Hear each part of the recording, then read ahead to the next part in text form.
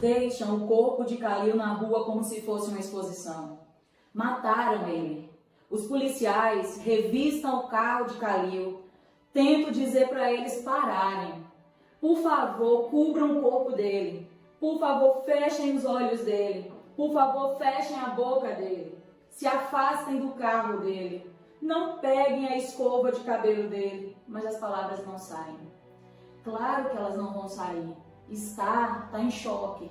Está a ver o melhor amigo sendo alvejado, sendo morto, assassinado por um policial e com as mãos algemadas. Quando a gente reflete sobre essas concepções, a pergunta que fica, sem dúvida, é até que ponto esse racismo, ele traz resquícios nas minhas atitudes e nas suas atitudes.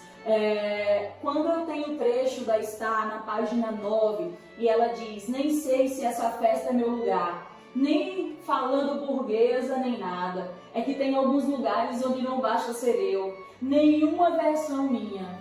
Star sofre essa crise de identidade, ela não se pertence, ela não se vê em nenhum lugar, ela não se coloca em nenhuma condição, porque ela só vai descobrir isso após a morte de Khalil, quando ela precisa colocar dentro dela a perspectiva de identidade racial e ela precisa ter voz para lutar por direitos contra genocídio de jovens negros, como acontece na comunidade de Hazengado.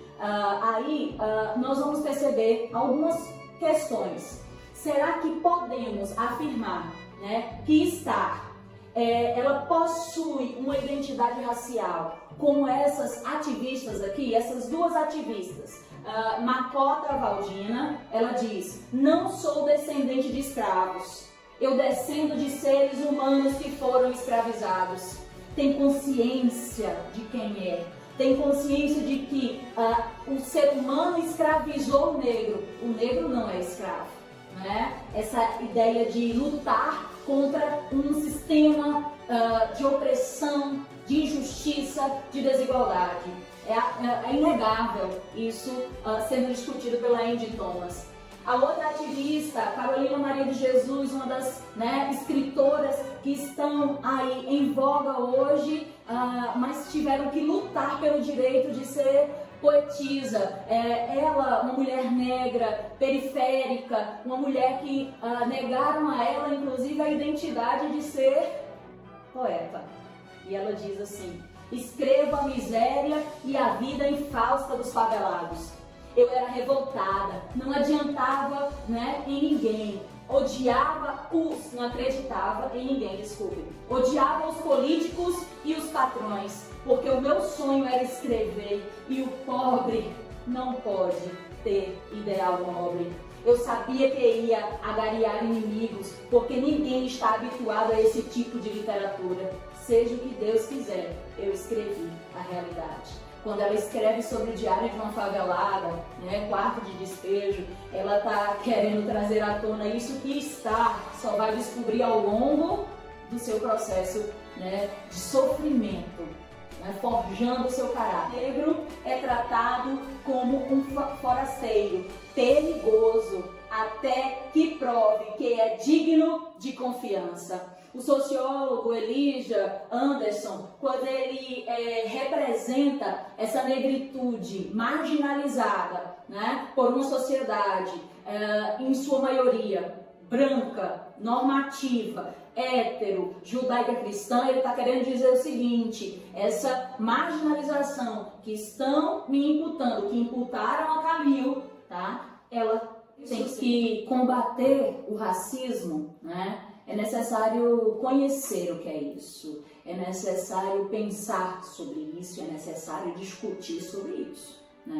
O que é esse racismo que a gente vem discutindo ao longo das nossas aulas? Mandela diz que ninguém nasce odiando outra pessoa pela cor de sua pele, ou por sua origem, ou sua religião. Para odiar, as pessoas precisam aprender, e se elas aprendem a odiar, podem ser ensinadas a amar, pois o amor chega mais naturalmente ao coração humano do que o seu oposto. A bondade humana é uma chama que pode ser oculta, jamais extinta. Eu acredito muito nisso, eu acredito muito nessa ideia do Mandela. E Mandela pôde provar isso, né, na própria carne, porque sendo perseguido durante o processo de apartheid na África do Sul, preso injustamente por reivindicar, né, direitos constitucionais ao homem negro, independente da nossa cor de pele, tá? Da nossa condição social, da nossa religião ou do que quer que seja de ideologia política, econômica, social, né, ambiental, nós somos da raça humana.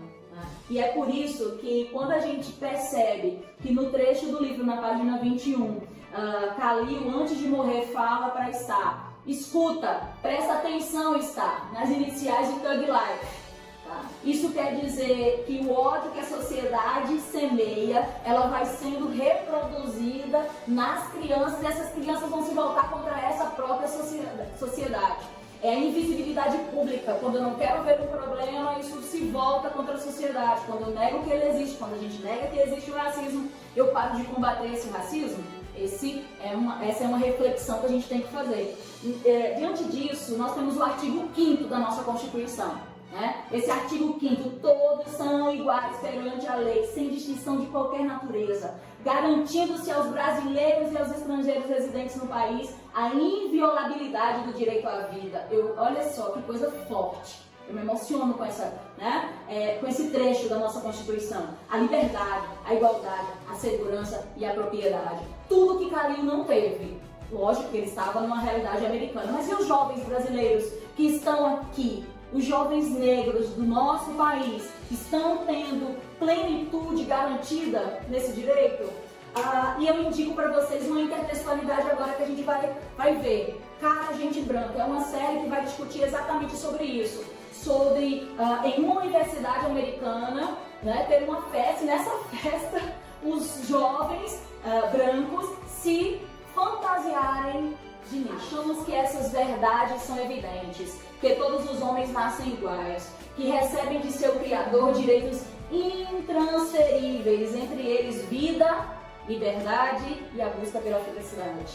A não ser que seja negro e tenha uma opinião, aí só recebe uma bala que me encurrala no fim, que fura minha pele e tira meus sonhos de mim. Isso é extremamente poético, porque foi o que aconteceu com Khalil, foi a bala que tirou dele esses sonhos. Mas o interessante é que ele está falando não só de uma bala física, ele está falando dos que roubam os sonhos e oportunidades que um jovem negro pode ter em qualquer sociedade, né? Capitalista, meritocrática, tá? Preconceituosa. E racismo no nosso país, inclusive no contexto dos Estados Unidos, retratado pela Andy Thomas, ele é estrutural. Ele é estrutural. E esse racismo estrutural é exatamente essa hereditariedade que nos atinge. Essa hereditariedade, amores, quer dizer que nós precisamos combater essas raízes escravistas, né, tão fortes, tá, na nossa história. E é por isso que, para entender esse racismo estrutural, é preciso entender que ele é um sistema. E onde é que eu posso enxergar que existe esse racismo estrutural? Em muitas das nossas ações. Se a gente pensar direitinho, né, quando um indivíduo, seja ele branco ou não branco, ao atravessar uma rua em determinado horário da noite e vem um jovem ou um indivíduo negro ou uma mulher negra, né, em sua direção, e você muda de espaço porque está com medo de ser assaltado, esse é um racismo extremamente, né, institucionalizado, estrutural, sistêmico e cultural. Então, há uma junção de todos esses, né, tipos e formas de racismo. No livro Andy Thomas, ela traz uma conversa muito interessante, tá? Em que a Star fala com o pai, fala com o tio, e eu vou ler um pouquinho para vocês agora. A outra conversa foi sobre o que fazer se o policial me parasse. Mamãe se agitou e falou para o papai que eu era nova demais para isso. Ele argumentou: eu não era nova demais para ser presa nem levar um tiro. O pai da Star, Maverick, ele se preocupava muito em orientar os filhos a como lidar com a abordagem de um policial por eles serem negros. E ele continua: Star, faça o que mandarem você fazer, disse ele. Mantenha as mãos à vista, não faça movimentos repentinos, só fale quando falarem com você. Que tipo de racismo motivou essa orientação do Maverick? O racismo estrutural. Racismo que é aceito socialmente como verdade. Alguns dados divulgados, tá, pelo Fórum Brasileiro de Segurança Pública de São Paulo, e que mostra a violência policial e também o policial sofrendo violência. Tá? Então tem os dois lados. Lembrem-se que nós não estamos aqui para só vitimizar o negro. O negro não é vítima, né, numa perspectiva de vitimismo, tá? O negro, ele literalmente é prova, ele não se vitimiza, é fato, tá? Que nós temos um grande contingente de jovens negros sendo assassinados, muitas vezes pela polícia, tá? Olha aqui, ó, 6.220 pessoas foram mortas por policiais civis e militares em 2018, uma média de 17 mortes por dia. O que a gente vai observar? Que a violência, tá, que o policial pratica, ele também sofre, beleza? Agora uma coisa importante: homens negros entre 15 e 29 anos são as principais vítimas desses policiais. Então, existe uma estrutura, né, ideológica que vai se repassando. Vejam que no trecho do livro em que o Maverick é abordado por dois policiais, um desses policiais é negro e trata o próprio negro como criminoso, não cometendo ele nenhum crime, né? Então vamos ver o conjunto de mortes que policiais sofrem também, tá? Mais pra frente a gente vai observar isso. Olha o diálogo, e é por isso que eu quero trazer esses dois pontos aqui importantes, personagens da obra: o tio Carlos, tá? E o Devante, certo? O tio Carlos, ele é pedido a ele, pelo Maverick, né, que acolha o Devante, que é um colega, que foi colega de Khalil e que também é de Star, tá? Menino negro, né, de Hazengarten, com mãe que não tem esposo, não tem, e tem irmãos, e ele precisa cuidar das irmãs e da mãe. Que merda é essa, cara? Você me trouxe para o policial? Maverick conversa com o tio Carlos para ver se ele pode acolher o Devante. E ele diz: olha a boca, diz papai, eu trouxe você para a pessoa que quer mesmo ajudar. Então essa concepção de que o policial é inimigo, ela precisa ser combatida. É um mito e é um ideário. A gente sabe que existe algo estrutural, não é a pessoa, é um sistema.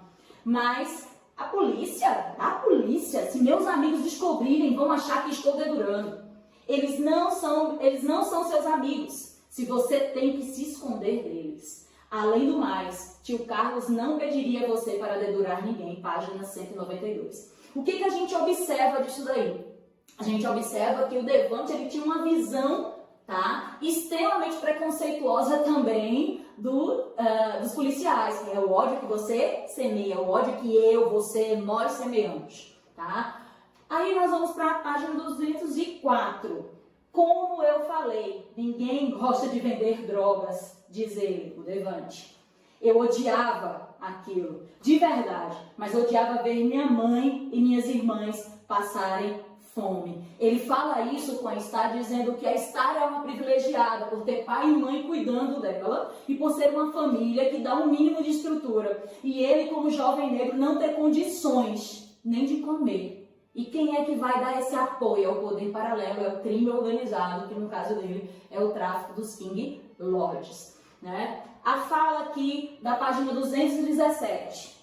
Eu queria que você soubesse como é especial. Especial ou não, você não deveria ter arriscado seu emprego por mim. Você ama seu trabalho. É estar falando para o tio Carlos. Mas amo você mais, ele fala. Você é um dos motivos de eu ter virado policial, gatinha. Porque eu amo você e toda aquela gente do nosso bairro. Eu sei, é por isso que não quero que você ponha seu emprego em risco. Nós precisamos dos que são como você. Isso a Estado está dizendo e fazendo um clamor ao tio Carlos. Nós precisamos de policiais honestos, de policiais coerentes como vocês. Policiais no Brasil matam, mas também morrem muito, tá? Também são vítimas de um sistema, sendo eles negros ou brancos ou de qualquer, né, etnia. O número de policiais assassinados caiu nos últimos 3 anos. Em 2018 foram 343 mortes, 8% a menos do que no ano anterior, mas ainda é muito, né? Olha só, a maioria das vítimas é PM, né, 299, e 75% dos casos ocorreram quando o policial estava de folga ou fazendo bicos, porque o ódio é semeado e isso é passado de geração para geração. É como se a polícia fosse inimiga de todos os meninos e meninas de periferia e principalmente negros, né, e pobres, sendo que todos nós fazemos parte de uma só sociedade e precisamos, né, ver isso, tá? O que chama a atenção também é o índice de suicídio entre policiais, alta de 42,5% em 2018. Por quê? Porque é um trabalho de risco, porque é um trabalho que leva, né, sem dúvida, limites emocionais, tá? Vamos lá? Nesse sentido, o que eu quero dizer para vocês é que existe uma lógica, tá certo? Ideológica, tá? De marginalização, tanto do homem negro, da mulher negra, tá? Do policial, de quem quer que seja, em uma condição de ser diferente. E é isso que a gente tem que combater, esse ódio polarizado. Né? E é isso que é o racismo institucionalizado, é ter, né, um Estado institucionalizando práticas, né, de racismo, de combate a etnias. Quando eu tenho um racismo institucionalizado, é quando eu tenho, sem dúvida, toda uma lógica de ações, e a 13ª emenda é uma legislação americana que traz isso à tona, que faz o encarceramento de escravos, né, ao quê? Criminosos e prisioneiros. É por isso que a Star, na página 271, ela diz: nós queremos liberdade. Queremos o poder de determinar o destino de nossas comunidades negras e oprimidas. Queremos liberdade. Queremos o poder de determinar o destino de nossas comunidades negras oprimidas.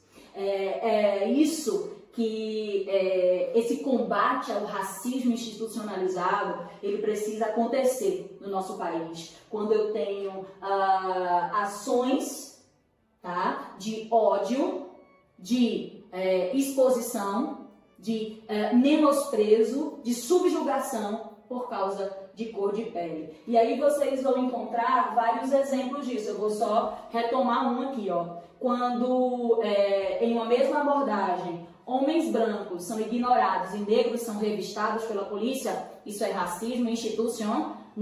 Quando eu tenho em um elevador indicado o elevador de serviço para negros antes que ele se apresente como funcionário do prédio, eu tenho racismo institucionalizado. Quando é solicitado que a mulher tire o turbante para uma foto, né? Quando uma mulher negra é impedida de entrar em um hotel na recepção por, né, enviá-la e vê-la como prostituta e mandá-la, né, para os elevadores de serviço ou entradas de serviço. Quando eu tenho líderes religiosos que incitam o ódio contra religiões de matriz africana, eu tenho racismo institucionalizado. Quando eu e você não temos a consciência que somos frutos de uma sociedade que vai nos colocar na nossa cachola, na nossa mente, né, um racismo naturalizado, nós estamos sendo racistas. Então, não a Angela Davis, ela diz uma coisa que eu acho fantástica.